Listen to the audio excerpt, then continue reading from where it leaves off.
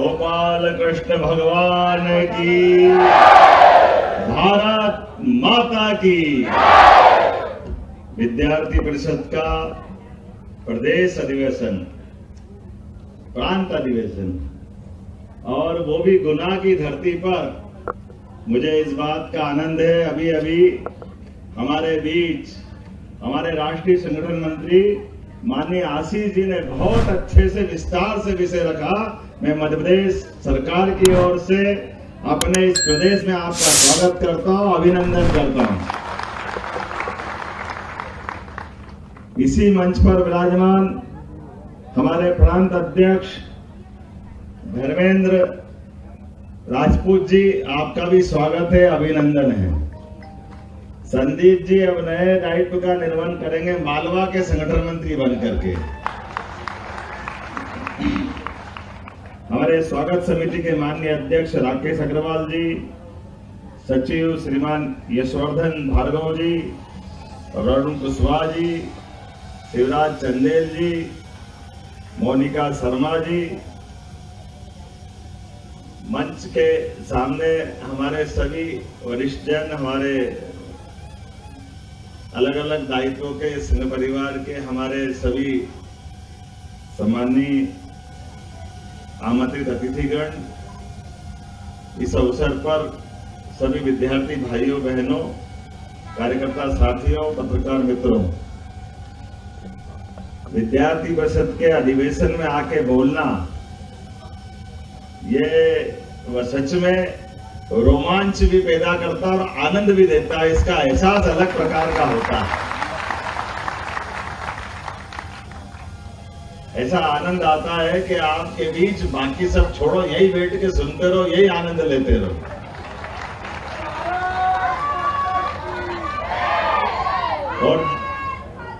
और जब वो विद्यार्थी परिषद के हमारे अतीत के कालक्रम पे माननीय संगठन मंत्री प्रांत और राष्ट्रीय संगठन मंत्री ने जो बात कही है, एक एक बात, मुझे इस बात का आनंद है।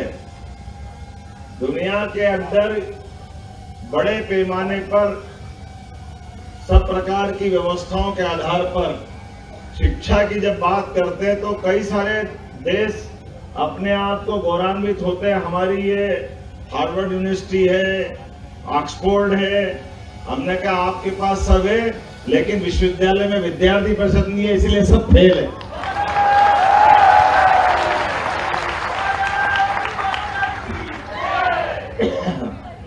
किताबों में अगर सब कुछ होता, किताबों में अपनी विद्या को चिंतन मनन करने के लिए व्यवहारिक दुनिया में जब तक उसका अनुभव नहीं कराते तब तक आप छात्र शक्ति की सही अर्थ में उसकी भूमिका के बारे में मूल्यांकन नहीं कर सकते। मुझे इस बात का आनंद है, जब मैं अधिवेशन में बोल रहा हूं तो स्वाभाविक रूप से हमारी परिषद की स्थापना की तरफ जाना पड़ेगा। हमारे राष्ट्रवादी विचार की धारा के बलबूते पर संघ के माध्यम से 1925 से प्रारंभ हुई यात्रा 48 तक आते आते जब देश की आजादी के साथ दुर्दैव से हमारे उस विचारधारा वाला लोगों का सब प्रकार से राजनीतिक दृष्टि से कितना दुर्भाग्य था उस समय का। केवल सत्ता के कारण से राष्ट्रवादी विचारधाराओं का जिस प्रकार से दमन किया गया राजनीतिक सत्ताओं द्वारा, यह इतिहास कभी उनको माफ नहीं करेगा जिनने ये पाप किया है। इस बात की गारंटी मैं पक्का देना चाहूंगा। लेकिन जब अच्छी होना होती है, हम भगवान कृष्ण का जन्म की कल्पना याद करें। भगवान कृष्ण को पैदा होने से ही कंस ने कितने प्रबंध किए थे, क्या क्या नहीं किया। भगवान के पैदा होने के पहले उनके माँ बाप को जेल में डाल दिया। जो कर सकते थे कंस ने सब किया, साथ साथ भाई बहनों को मार दिया। लेकिन भगवान कृष्ण को पैदा होने से कोई रोक पाया क्या? कोई नहीं रोक पाएगा। इसी हमने वो घटना केवल सुनी है, हमारी श्रद्धा है, लेकिन आजादी के समय की ये घटना ये विद्यार्थी परिषद का जन्म होना ये नवकृष्ण की जन्म की घटना के बराबर है, इस बात की गारंटी दे सकता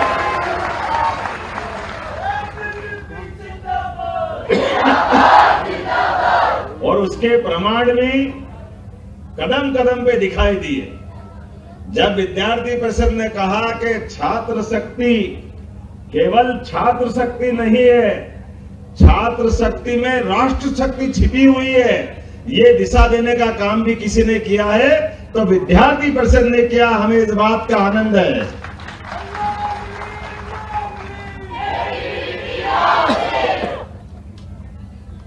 विद्यार्थी परिषद के माध्यम से काल के प्रवाह में हमारे लोकतंत्र के लिए, जब लोकतंत्र का गला घोटा जा रहा था तो गुजरात से आंदोलन खड़ा होता है, जब बिहार तक जाकर के जयप्रकाश नारायण का परिवर्तन, सिंहासन खाली करो कि जनता आती है, इसका अगर कोई रीढ़ की हड्डी था तो विद्यार्थी परिषद की भूमिका थी। मुझे इस बात का गर्व है।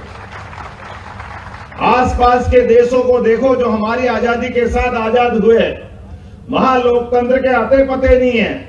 आज भारत में लोकतंत्र अगर जिंदा है तो उसमें बड़ी भूमिका विद्यार्थी परिषद की है। हमें इस बात का आनंद है। राष्ट्रीय राजनीति की बात करते हुए केवल एक नहीं, कितने प्रकार के आयाम।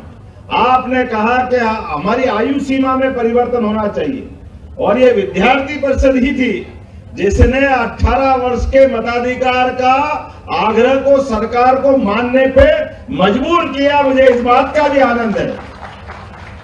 हम अपना वोट देने जाते हैं और वोट दे करके अपनी सरकार चुनते हैं, लेकिन ये अगर अधिकार किसी ने दिलाया तो विद्यार्थी परिषद के माध्यम से दिया गया। हमारे शिक्षा व्यवस्था में जो व्यापारीकरण हो रहा था, इसके खिलाफ भी अगर किसी ने आवाज उठाई तो विद्यार्थी परिषद ने आवाज उठाई।